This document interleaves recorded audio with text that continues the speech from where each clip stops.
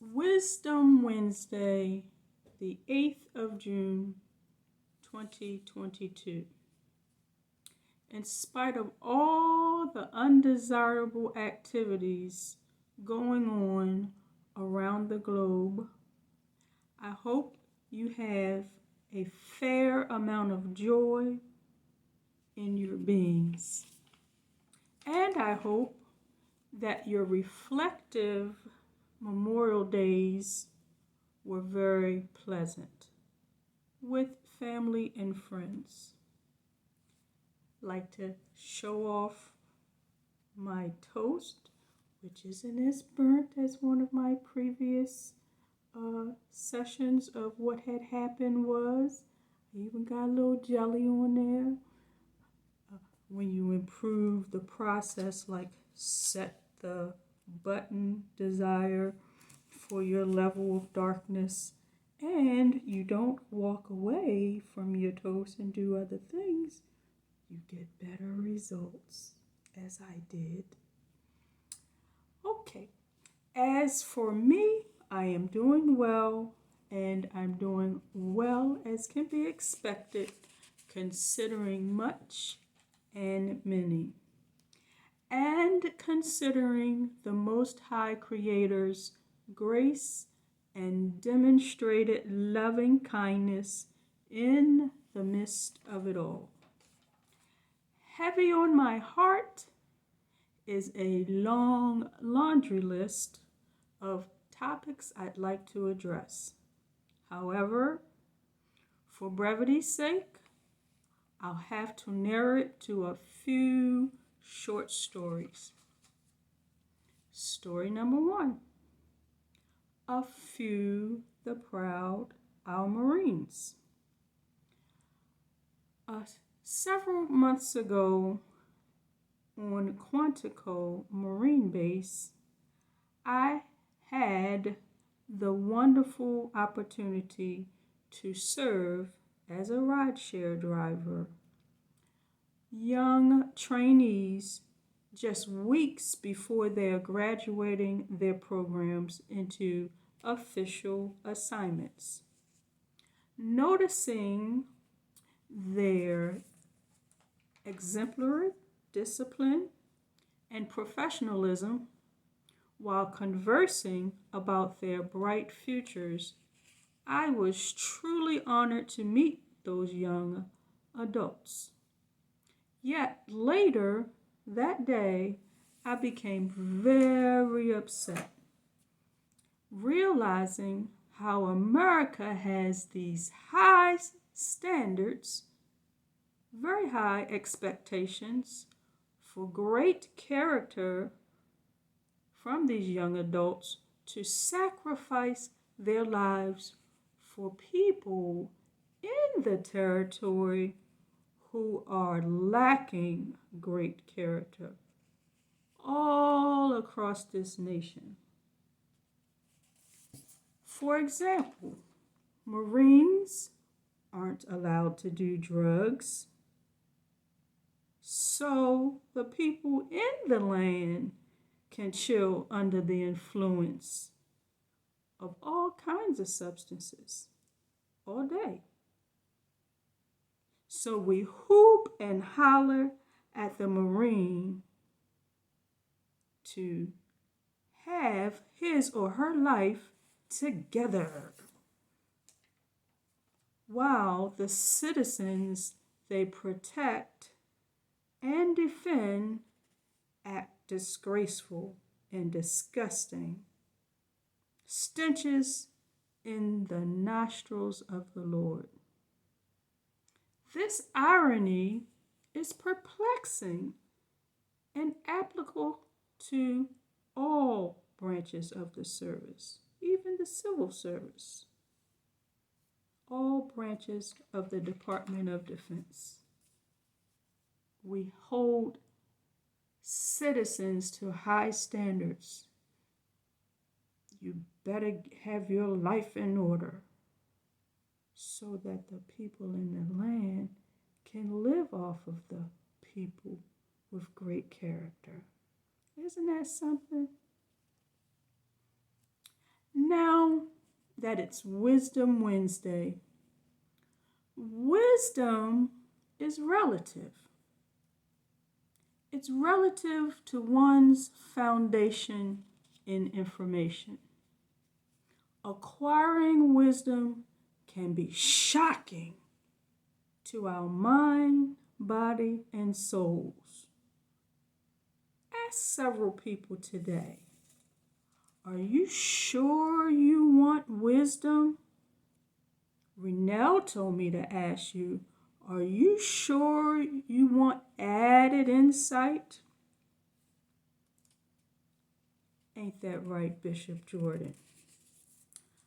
Excuse me, correction. Archbishop Jordan. Great morning to you, Papa Grace and Mama Grace, Deborah. I have loads and loads of love for you and the Zoe family. Again, ask your dearest associates, are you sure you want the weight of having that added insight? With that added insight, you may have to speak truth to powers and be labeled evil, just like they did Jesus. With wisdom, you'll be able to detect strongly hypocrisy. I probably could get on to my short stories. You all know the deal, though. Jesus was healing folks and topsy-turvying financial markets.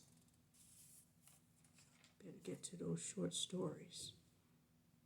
They say they want a savior on the surface, but behind the scenes, a Herod spirit in the earth.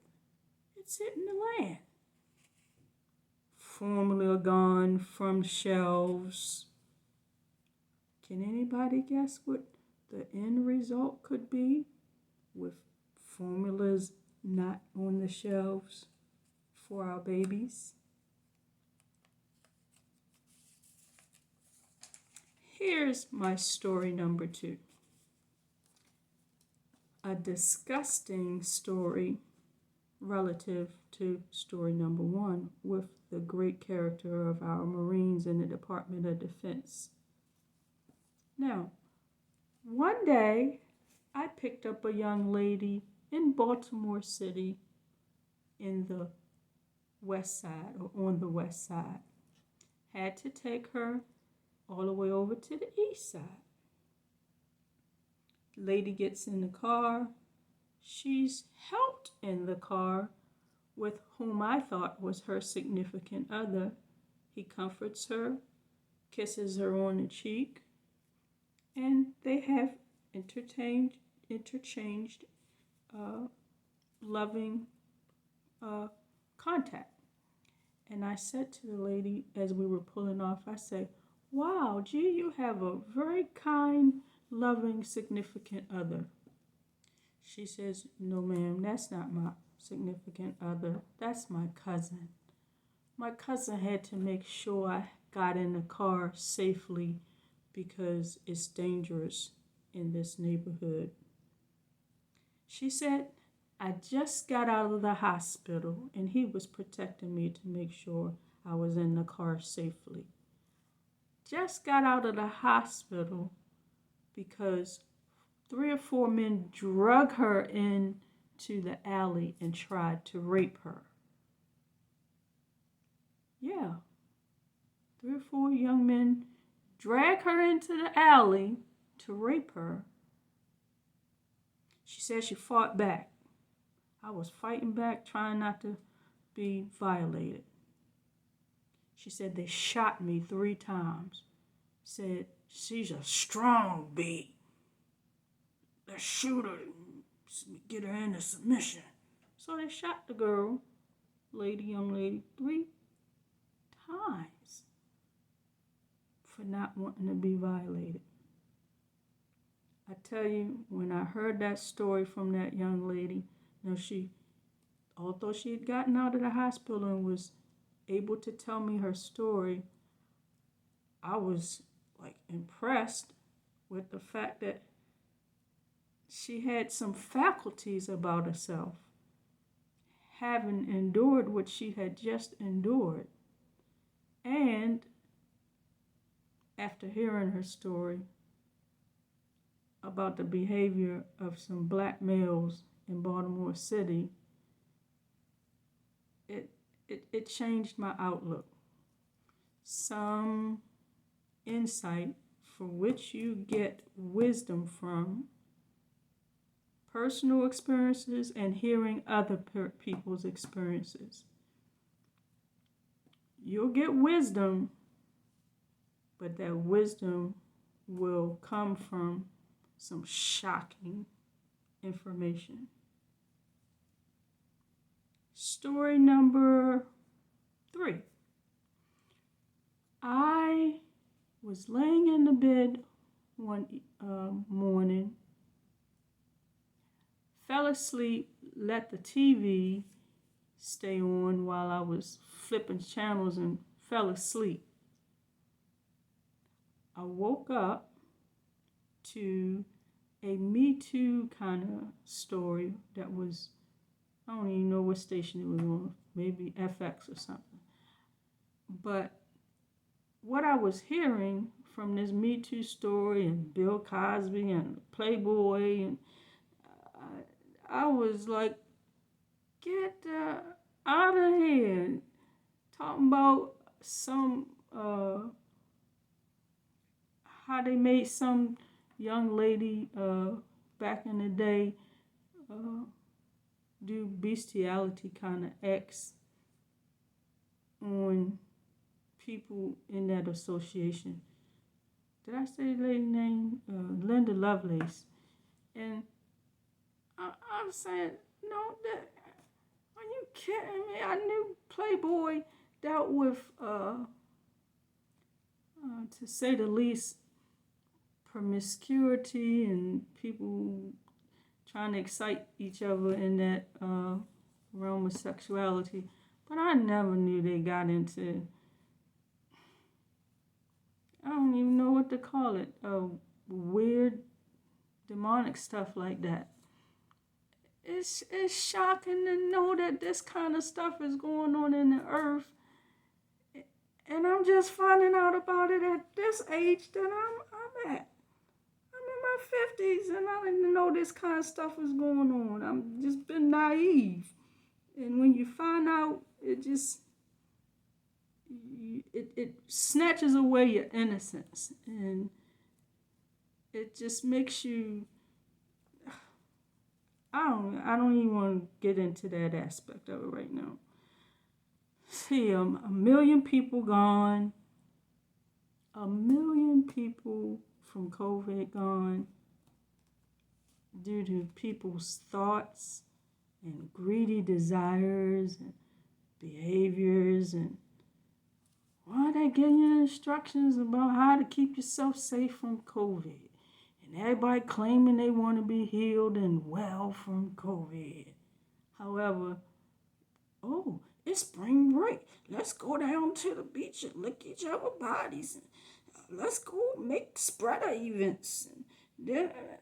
See, on one hand, you say one thing, but your behavior is totally opposite of what you're claiming you desire.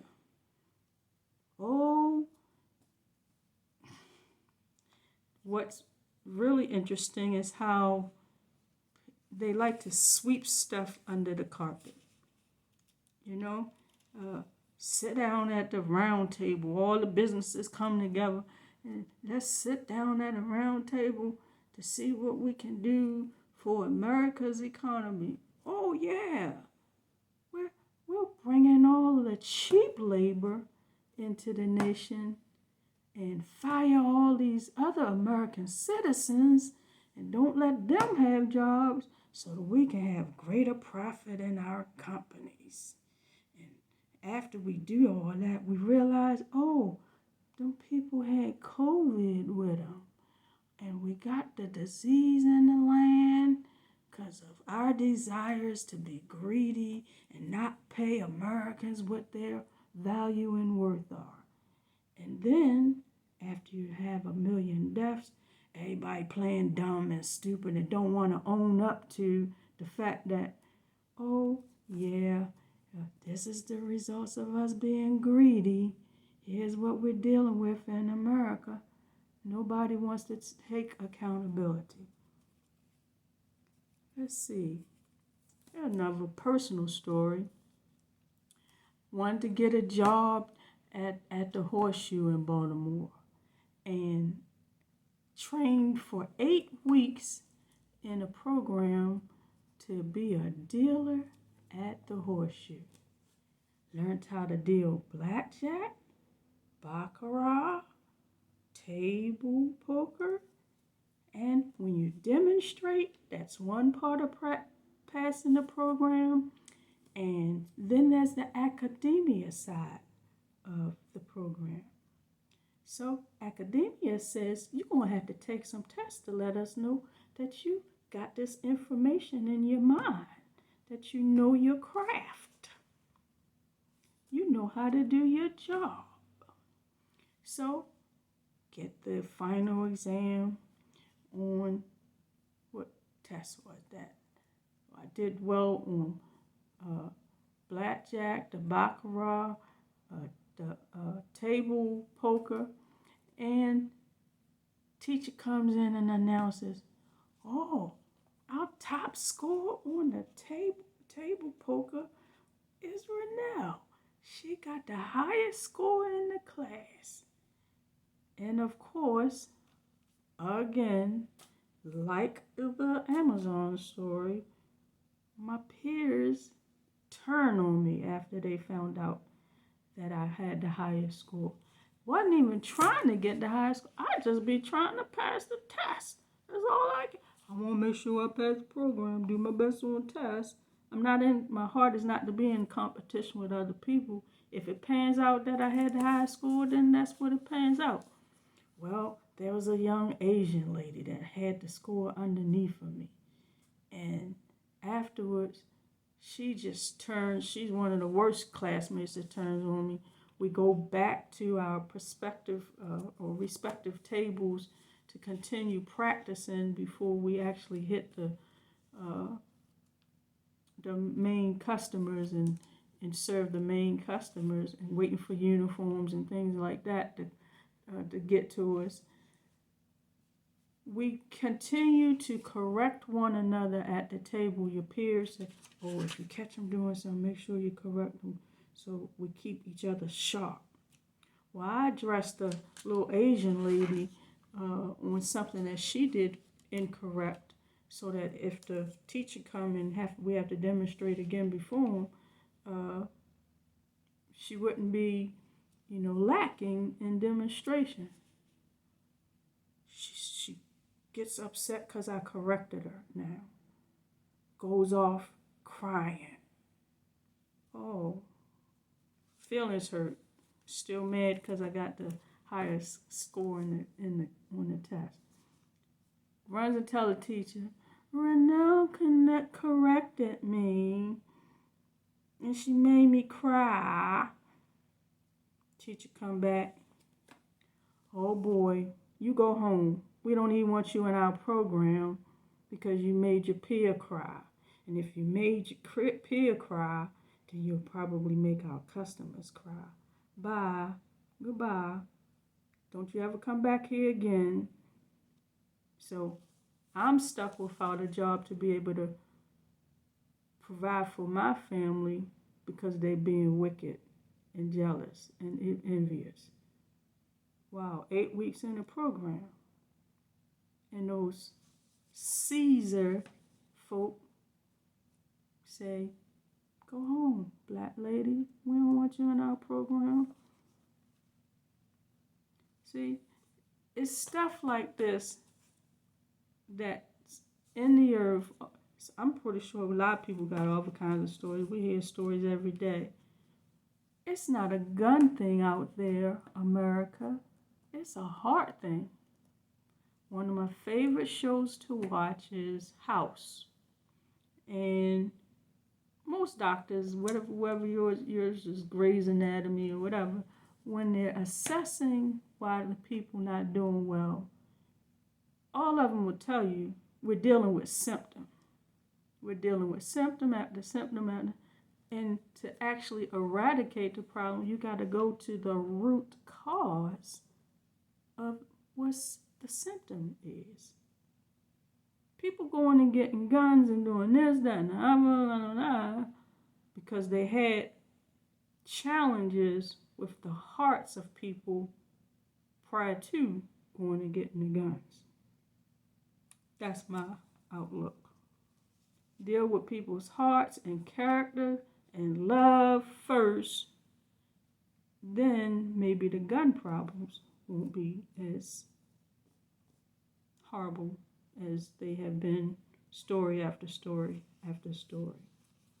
Well, I'm off now and I gotta go to earn what they say, another day, another dollar. I used to say, I guess I gotta do per inflation, another day, another $10, considering another problem in the land, which is inflation, which is still a consequence of more heart challenges of the people. Hearts. Everybody understand what it means to love, but you're not loving one another. When people do murderous activities, we need to get to the root. People need to learn what it means to love and truly care about your neighbor. Hope you all enjoy the Celtics and Golden State Warrior game number 3 tonight. Maybe I'll come back and do part 6B of this particular video. Have a great day. Thank you for your time.